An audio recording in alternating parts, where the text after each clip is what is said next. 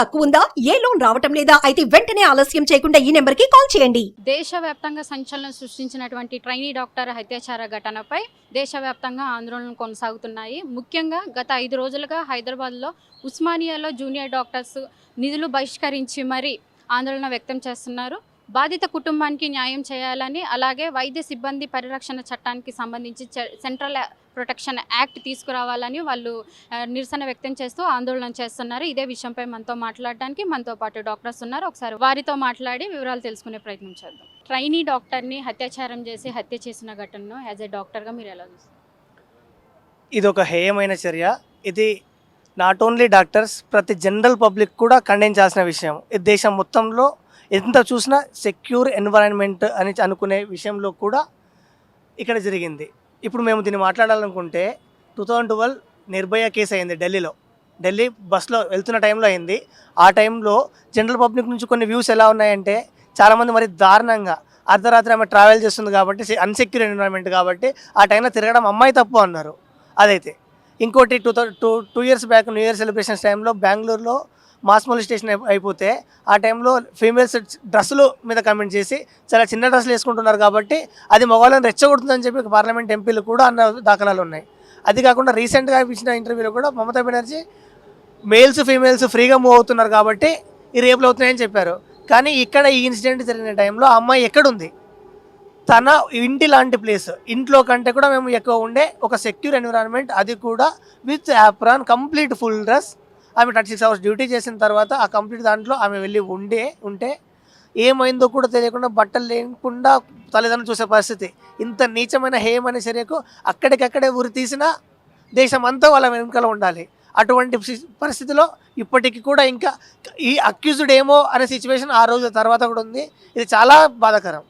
ఆసుపత్రిలో అత్యాచారంతో చనిపోయిన డాక్టర్ని వాళ్ళ కుటుంబ సభ్యులకు సూసైడ్ చేసుకొని చనిపోయిందని చెప్పేసి చెప్పారు. అంటే ఈ కేసుని బయటికి రానివ్వకుండా చేస్తున్నారని అనుకోవచ్చు. డెఫినెట్గా దీంట్లో చాలా కాన్స్పిరసీ దాగి ఉందని all over the India believe చేస్తుంది.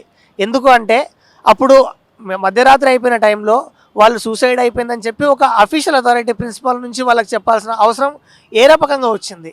లేకపోతే వాలంటరీ సిస్టమ్ని తీసుకొచ్చిన మమతా బెనర్జీ తన గవర్నమెంట్ మీద వచ్చే అపోజిషన్ మార్చుకోవడం కోసం అని చెప్పేసి తనను కాపాడుకోవడానికి దాన్ని దాచి ఉందనుకోవాలా? లేకపోతే ఇన్ఫ్లుయెన్షియల్ పర్సనాలిటీస్ దాంట్లో దాగి ఉన్నారని చెప్పి వాళ్ళని దాచిపెట్టడానికి చేస్తున్న విధంగా భావించాలా? అదైతే ఎవరికి, నాట్ ఓన్లీ డాక్టర్స్, మా కమ్యూనిటీలో మా ఫెటర్నిటీలో అయింది కాబట్టి మేము బయటకు వచ్చి మాట్లాడుతున్నాం. కానీ ఇది not only doctors, every person బయటకు వచ్చి మాట్లాడాల్సిన ఇష్యూ, ఇంక్లూడింగ్ ఇంటర్వ్యూ చేస్తున్నాం మీతో సహా. నిందితుడిని అరెస్ట్ చేశారు, కానీ డాక్టర్పై అత్యాచారం చేసింది ఒక్కరు కాదు, గ్యాంగ్ రేప్ అంటున్నారు. దీనిపై మీ యాజ్ ఏ డాక్టర్గా I'm general surgery final year డాక్టర్గా చెప్తున్నా. ఫోరెన్సిక్ మెడిసిన్ మాకు సెకండ్ ఇయర్ ఆఫ్ ఎంబీబీఎస్లో ఆల్మోస్ట్ 10 years బ్యాకే ఉంటుంది మాకు. దాన్ని బట్టి నేను ఏం చెప్పగలుగుతా అంటే ఆమె పైన ఉన్న అన్ని రకాల గాయాలు, లైక్ హైడ్ బోన్ ఫ్రాక్చర్ ఉండడం కానీ, మల్టిపుల్ ఫేషియల్ ఫ్రాక్చర్స్ ఉండడం కానీ, కళ్ళ నుంచి రక్తం కారడం కానీ, బాడీ నుంచి రక్తం కారడం కానీ, సెమీన్ ఎక్సెసివ్ హ్యూజ్ అమౌంట్లో ఉండడం కానీ, ఇది 1% లాగా డెఫినెట్గా కనిపించడం లేదు. అది ఆల్రెడీ హైకోర్టు కూడా ముట్టికాయలేసింది గవర్నమెంట్ మీద. సో ఇది డెఫినెట్గా 1% అయితే మేమైతే బిలీవ్ చేయట్లేదు. డెఫినెట్లీ కాన్స్పిరసీ ఉంది, సంభవ్ ఎనీ డ్రగ్ ర్యాకెట్ ఉందా, వాట్ ఎవర్ ఏది ఉంది లోపల ఎంతకనేది ప్రతి ఒక్కటి సిబిఐ ఎంక్వైరీలో త్వరగా జరగాలి. ఇది మేము స్ట్రైక్ చేస్తున్నది. నాట్ ఓన్లీ జస్టిస్ ఫర్ అభయ, ఇలాంటివి మళ్ళీ పునరావృతం ఎక్కడా కాకూడదు, ఎప్పుడు కాకూడదు. ప్రతిరోజు దేశవ్యాప్తంగా డాక్టర్లపై, ట్రైనీ మెడికల్పై, సిస్టర్లపై దాడులు జరుగుతూనే ఉంటాయి.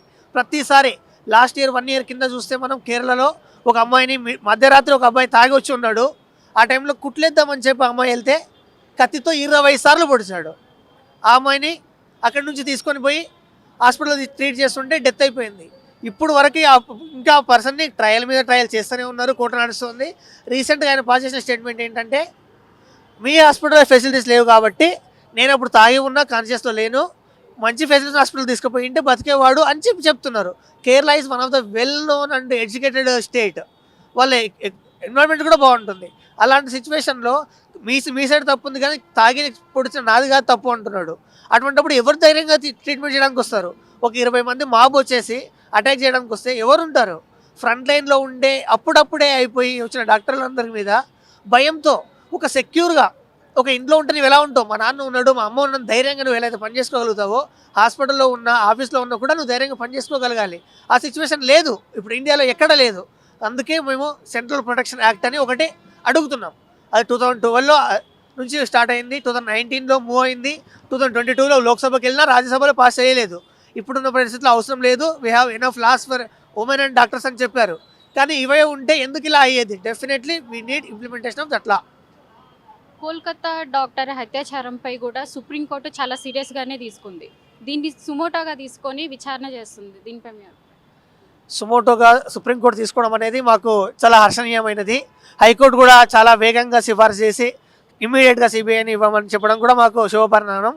కానీ మాకు కావాల్సింది ఆల్రెడీ లాలో ఏదుందో అది మాత్రమే చేయగలిగే సుప్రీంకోర్టు కాదు. లెజిస్లేషన్ మార్చి అవసరమైన లాలు తీసుకొచ్చి స్ట్రింజెంట్ లాస్, శిక్షించే లాస్, ఒక్కొక్కరికి వణుకుపడే ఉచ్చబడే లాస్ రావాలి మాకు. అది మాకు కావాలి అంటే డెఫినెట్గా లా మేకర్స్ అయిన అసెంబ్లీలో తీర్మానం చేసి పంపించాలి. ఎవ్రీ స్టేట్ నుండి పార్లమెంట్ సెషన్లో నెక్స్ట్ సెషన్లో సిబిఐ యాక్ట్ ఫాలో అవ్వాలి. దానికోసం మాకు డాక్టర్లుగా ఉండే ప్రతి ఎంపీలని అప్రోచ్ అవుతున్నాము, ప్రతి ఒక్కరిని లెజిస్లేషన్ తేవడం కోరుతున్నాం. ఎందుకంటే ఇప్పుడున్న సుప్రీంకోర్టు ఇప్పుడు దాకున్న లాస్ట్ బేసిస్ మీద తీసుకొని చెప్పగలుగుతుంది. మాకు కావాల్సింది అమెండ్ చేసే new law, complete law for protection. ఈ ఘటనలో చర్యలు తీసుకోవాల్సినటువంటి సీఎం మమతా బెనర్జీ నిరసన వ్యక్తం చేసింది ఆమె. ఈ ఘటన అంటే వాళ్ళ ప్రభుత్వం వైఫల్యం చెందిందని అనుకోవచ్చా ఈ ఘటనలో? ఇది ఒక హాస్యాస్పదం. ఎందుకంటే హెల్త్ మినిస్టర్గా ఉన్నది మమతా బెనర్జీ, హోమ్ మినిస్టర్గా ఉన్నది కూడా మమతా బెనర్జీ. కర్మ ఏంటంటే మనది సీఎం కూడా ఆమెనే. సో హెల్త్ మినిస్టర్గా ఉన్న మమతా బెనర్జీ హోమ్ మినిస్టర్కి రిప్రజెంటేషన్ ఇచ్చి సీఎంగా ఉన్న మమతా బెనర్జీ మీద ప్రెషర్ తేవాలనుకుంటుంది. ఎవరిని పిచ్చోళం చేయాలనుకుంటుంది? దేశ ప్రజలనా, నిమ్మలనా, నన్నా? దేనికోసం ఇదంతా?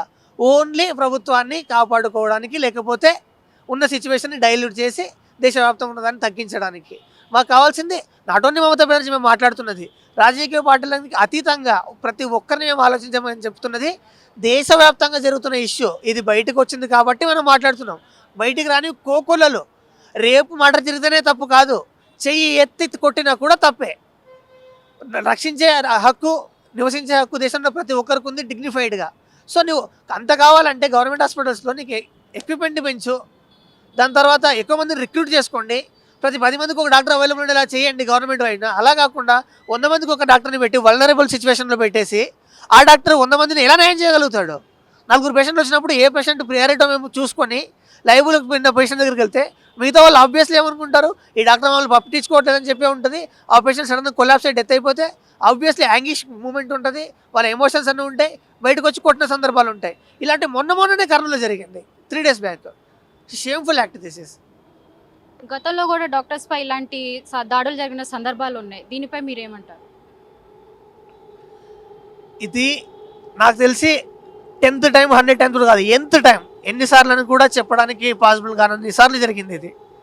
ఇది లాస్ట్ టైం ఒక 2018-19 టైంలో ఆల్మోస్ట్ ఆల్ ఇండియా ఐఎంఏ పిలుపుతోటి దేశవ్యాప్తంగా డాక్టర్లు అందరూ రోడ్డు మీదకి వచ్చేసి మొత్తం అంతా ధర్నాలు చేసేసి 1 day కంప్లీట్గా షట్ డౌన్ చేసి కూర్చున్నారు. మొన్న ఏదైతే జరిగిందో సేమ్ అదే సిచ్యువేషన్. ఎందుకంటే సేఫ్టీ, హూఎవర్ మీరు వర్క్ చేస్తున్నారు, మీరు ఒక కార్లో వెళ్తున్నారు, మమ్మల్ని ఇంటర్వ్యూ తీసుకుని వచ్చారు ఫర్ ఎగ్జాంపుల్ చెప్తే మీకు సేఫ్ ఎన్విరాన్మెంట్ మీ ఆఫీస్లో కూడా కల్పించలేకపోతే మీరు ఎందుకు వర్క్ చేస్తారు అక్కడ? మీ ఇంట్లో ఉంటారు. అప్పుడు ఇంట్లో ఉండడానికి కాదు కదా ఇప్పుడున్న మన సమాజం మన ముందుకు వచ్చింది. డెఫినెట్గా దీన్ని మేము ఖండిస్తున్నాము. 100% మీకు ఇది న్యాయం జరిగే వరకు ఇది ఆపే ప్రసక్తే లేదు. దేశవ్యాప్తంగా ఈ సంఘటన జరిగిన తర్వాత ప్రభుత్వ ఆసుపత్రుల్లో పనిచేయడానికి డాక్టర్స్ విధులు నిర్వర్తించడానికి కూడా భయపడుతున్నారు. దీనిపై మీరు? ఇప్పుడు మేమున్న area prime Hyderabad main city, Osmania Gandhi hospitals one of the top notch hospitals in India also. అటువంటి హాస్పిటల్లో ఉండి కూడా మేము ఇటువంటి సిచ్యువేషన్స్ డైలీ మేము ఫేస్ చేస్తుంటే, ఇది కాకుండా ఒక ఆదిలాబాద్, ఒక నిజామాబాద్, ఒక నిర్మల్, లేకపోతే ఒక గద్వాల్ లాంటి ఒక మారుమూల ఏరియాల్లో, లేకపోతే తక్కువ యాక్సెస్ ఉన్న ఏరియాల్లో చేసే డాక్టర్లకు అనువను భయమే ఉంటుంది. పేషెంట్ వాళ్ళని ఎలా డీల్ చేయగలుగుతాం? ఇంతకు మనము ఇది మనం చేయగలుగుతామా, లేకపోతే రెఫర్ చేసి మనం దీన్ని మనం సేవ్ చేసుకోగలుగుతామా? ఈ సిచ్యువేషనే మనకు ఉంటుంది. కానీ మనము ఎలా అంటే బేసిక్గా ఎప్పటికప్పుడు మమ్మల్ని మేము సేఫ్ గార్డ్ చేసుకోవాల్సిన అవసరం ఉంటుంది. దీనికోసం మాకు స్ట్రింజెంట్ లాస్ కావాలి. డెఫినెట్గా లేడీ ఫీమేల్ కండక్టర్ హెడ్ కానిస్టేబుల్ని వాళ్ళని అలాట్ చేసి రక్షణ కల్పించి వర్క్ చేసే వాళ్లకు ఇవ్వాలని కోరుతున్నాం. మీకు ఇక్కడ ఎటువంటి ఇబ్బందులు ఉన్నాయి? ఇక్కడ మీకు ఏమైనా ఇబ్బందులు ఉన్నాయా? ఎటువంటి ఇబ్బందులు ఉన్నాయి? వెరీ అన్ఫార్చునేట్, మేము వర్క్ చేస్తున్న హాస్పిటల్లో రెగ్యులర్గా ఆల్మోస్ట్ ఉస్మానియా జనరల్ హాస్పిటల్లో 250 మంది ఇంటర్న్స్ ఎంబీబీఎస్ అయిపోయి ఇంటర్న్షిప్ చేసే వాళ్ళు అవైలబుల్ ఉంటారు. దాంట్లో daily 60 to 70 members only ఓజీహెచ్ hospital బిల్డింగ్లో వర్క్ చేస్తుంటారు.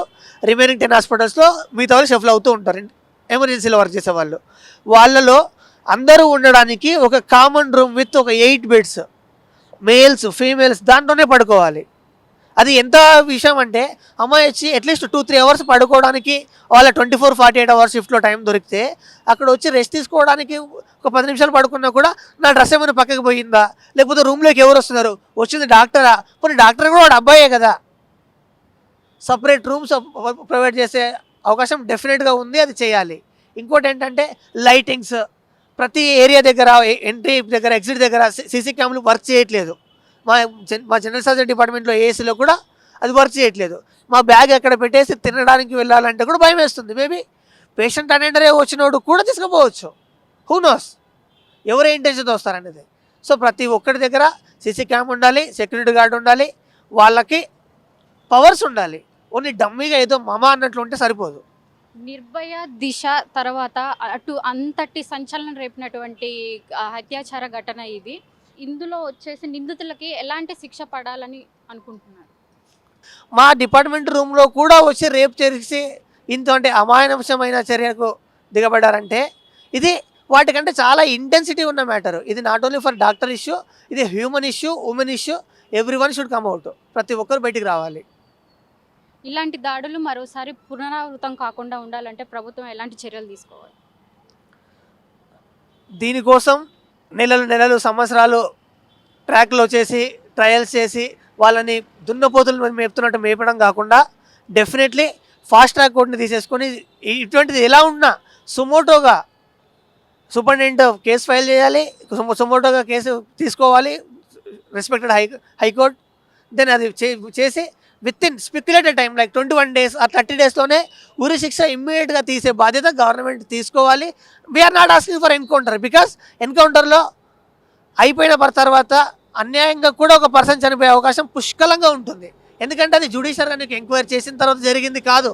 మాకు అలాంటి అనాథ అవసరం లేదు. క్లియర్ కట్గా జ్యుడిషియల్స్ మొత్తం అంతా వాదనలు జరిగి తప్పని తేల్చి దోషిని విత్ ఇన్ 1 month లోపల ఉరి శిక్ష బహిరంగంగా తీసే ప్రభుత్వం మాకు కావాలి. బాధితుల తరపున ఇటువంటి మళ్ళీ పునరావృతం కాకుండా యాజ్ ఏ డాక్టర్గా మీ రక్షణకి సంబంధించి అటు బాధిత కుటుంబం తరపున ఇటు ఒక డాక్టర్గా మీరేం కావాలనుకుంటున్నారు?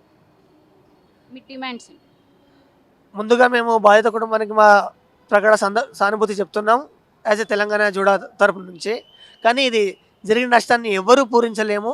ఇప్పుడు ఆమె ఆత్మశాంతి కలిగించాలన్నా వాళ్ళకి అది మాకు కావాలని చెప్పినా కూడా మాకు కావాల్సిందంతా వెస్ట్ బెంగాల్ గవర్నమెంట్ ఇమ్మీడియట్గా రియాక్ట్ అయిపోయి అక్యూజ్డ్ అని చెప్తున్న పర్సన్ కాదు, విక్టిమ్కి జరిగిన నిజమైన నిందితులను పట్టుకోవాలి, వాళ్ళకి శిక్ష పడేలా చూడాలి. దీంతోపాటు మాకు ఇక్కడ ఉన్న local state government not only for Telangana all over India state government అన్నీ కఠిన చర్యలు తీసుకొని ప్రతి గవర్నమెంట్ హాస్పిటల్ దగ్గర వాళ్ళకి కావాల్సిన సీసీ కెమెరాలు కానీ అయితేనేమి, లేకపోతే కావాల్సిన సెక్యూరిటీ గార్డ్స్ అయితేనేమి, లేకపోతే కావాల్సిన లేడీ కానిస్టేబుల్ అయితేనేమి అన్ని చోట్ల వాళ్ళు సమకూర్చి దాంతోపాటు సెంట్రల్ ప్రొటెక్షన్ యాక్ట్కి ఈ కమింగ్ సెషన్లో పార్లమెంట్లో పాస్ అయిపోయి మాకు సెక్యూర్ సేఫ్ ఎన్విరాన్మెంట్. ఇంకోటి చెప్పాలంటే ఎయిర్పోర్ట్ని సేఫ్ జోన్ అని చెప్తాము, కలెక్టర్ ఆఫీస్ని సేఫ్ జోన్ అని చెప్తాము, గవర్నమెంట్ స్కూల్ని కూడా సేఫ్ జోన్ లాగే ఉంటుంది. అంటే anyone can go any time అని దాని మీనింగ్ విత్ సేఫ్టీ. హాస్పిటల్ని ఇప్పటి వరకు కూడా సేఫ్ జోన్ అని ఏ మీడియా కాదు ఏ ఆర్గనైజేషన్ కూడా గుర్తించలేదు. ఎందుకంటే ఆల్వేస్ వల్నరబుల్ ఉంటారు కొట్టించుకోవడానికి లేకపోతే కొట్టడానికి. సో ఈ సిచ్యువేషన్లో మాకు సేఫ్ జోన్గా విధిస్తే దాన్ని ప్రకటిస్తే ఆటోమేటిక్గా దానికి కావాల్సిన సెక్యూరిటీని గవర్నమెంట్ అలాట్ చేయాల్సి వస్తుంది. సో ఈ విధంగా ముందుకెళ్ళిపోతే భవిష్యత్తు ఇలా ఉండవని కోరుకుంటున్నాం. బై ద వే మాకు కావాల్సింది లోకల్ సూపరింటెండెంట్ హెచ్ఓడీస్ కూడా వీటి మీద ఉన్న చిన్న విషయాలు పూలప్ అవ్వకుండా వాటిని సుదీర్ఘంగా చర్చించి గవర్నమెంట్తో ఏదైతే ఈజీగా పాసిబుల్ అవుతుందో తీర్చాలని కోరుకుంటున్నాం. ఇది ఇక్కడ జరుగుతున్నటువంటి సిచ్యువేషన్. ఇక్కడ డాక్టర్స్ ఏం చెప్తున్నారని అంటే పశ్చిమ బెంగాల్లో ఉన్న మమతా బెనర్జీ ఈ విషయం మీద సీరియస్గా తీసుకొని అసలైన ఆధారాలతో బయట పెట్టాలని, నిందితులకి కఠినమైన శిక్ష వేయాలని కోరుకుంటున్నారు. అలాగే డాక్టర్స్కి కూడా కొన్ని ఫెసిలిటీస్ అనేవి ఉన్నాయి. లేడీకి సంబంధించి సపరేట్గా, జెంట్స్కి సంబంధించి సపరేట్గా, అలాగే లేడీ కానిస్టేబుల్స్కి సంబంధించి ప్రతి ఒక్కరు మాకు కావాల్సిన ఫెసిలిటీస్ కల్పించాలని చెప్పేసి స్టేట్ గవర్నమెంట్ని కూడా వీళ్ళు కోరుకుంటున్నారు. ఇది ఇక్కడ ప్రస్తుతం ఓయో యూనివర్సిటీలో జరుగుతున్నటువంటి ఆందోళన. మీ పర్సనల్ ఇంటర్వ్యూస్ మరియు వ్యాపార ప్రకటనల కొరకు ఈ నెంబర్ని సంప్రదించండి.